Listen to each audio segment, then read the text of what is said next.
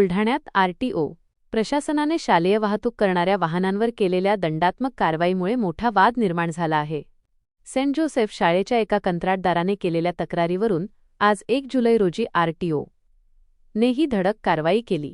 मात्र या कारवाईविरोधात धर्मवीर शालेय विद्यार्थी वाहतूक शिवसेना थेट मैदानात उतरली आहे।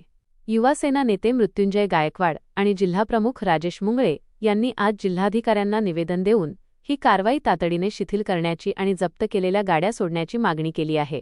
उद्योगधंदे नसलेल्या या जिल्ह्यात अनेक गरीब कुटुंबांचा उदरनिर्वाह याच ऑटो आणि शालेय वाहनांवर चालतो, त्यामुळे प्रशासनाने अन्याय करू नये असा इशारा चालकांनी दिला आहे।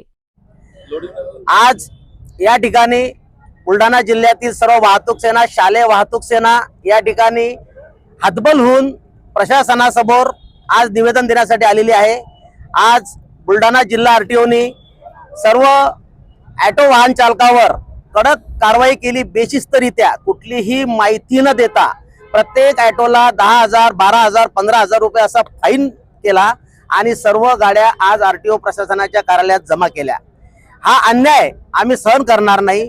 या शालेय वाहतूक विद्यार्थ्यांसाठी आज जवळपास 15 ते 20 वर्षापासून हे सर्व ऑटोवाले सेवा देतात। यांच्या सेवेमध्ये आजपर्यंत कुठलीही कमी भासली नाही। सर्व वडील पालक जे असतील सर्व लोकांनी त्यांना यशस्वीपणे आजपर्यंत सहकार्य केलं। यांच्यामुळे आज विद्यार्थी घरून सुखरूप शाळेपर्यंत जातात आणि शाळेतून सुखरूप घरपर्यंत पोहोचतात। हे एवढं सत्कर्म कार्य हे शालेय वाहतूक विद्यार्थी आणि हे ऑटोवाले करत आहेत।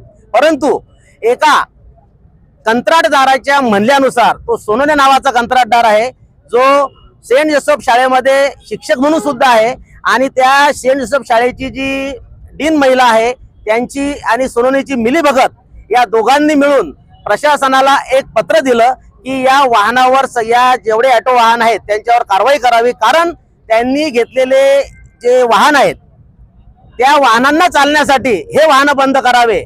म्हणून त्यांनी यांच्यावर बडगा उचलला आणि यांचे ऑटो वाहन बंद करून त्यांच्या गाड्या चालवाव्या या हेतूने त्यांनी यांना टार्गेट करून आज यांच्यावर कारवाई केलेली आहे। ही कारवाई आम्ही कदापि सहन करणार नाही। स्कूल बस आहे ना, स्कूल बस मध्ये जीव घेणं प्रवास करताना कुठल्याही ऑटोने आजपर्यंत जीवाची जीवितहानी झालेली नाही। आजपर्यंत कुठल्याही ऑटोवाल्याकडून अपघात झालेला नाही। ऑटोवाले त्यांच्या मर्यादित याच्यामध्येच प्रवासी वाहतूक करतात।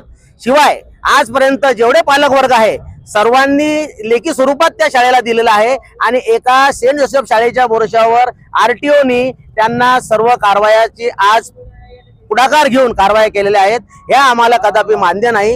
यांच्यावर झालेल्या कारवाईचा एकूण एक जबाब आम्ही मागितल्याशिवाय राहणार नाही। आमच्यावर जेवढ्या कारवाया झाल्या, जेवढे दंड झाले, एकही दंड ऑटोवाला भरणार नाही। आज सायंकाळपर्यंत जर ऑटो सोडले नाही तर मी जिल्हा प्रमुख या नात्याने सांगतो की बुलढाणा जिल्हा उद्यापासून पूर्ण चक्का जाम करेल जर आरटीओने आज यांच्यावर कारवाया झालेल्या जर मागे घेतल्या नाही आणि त्या सोनोनेवर जर कारवाई केली नाही, त्यांनी दिलेलं निवेदन जर परत घेतलं नाही तर उद्यापासून बुलढाणा बंदची हाक मी आज आपल्या समोर जाहीरपणे जाहीर करत आहे।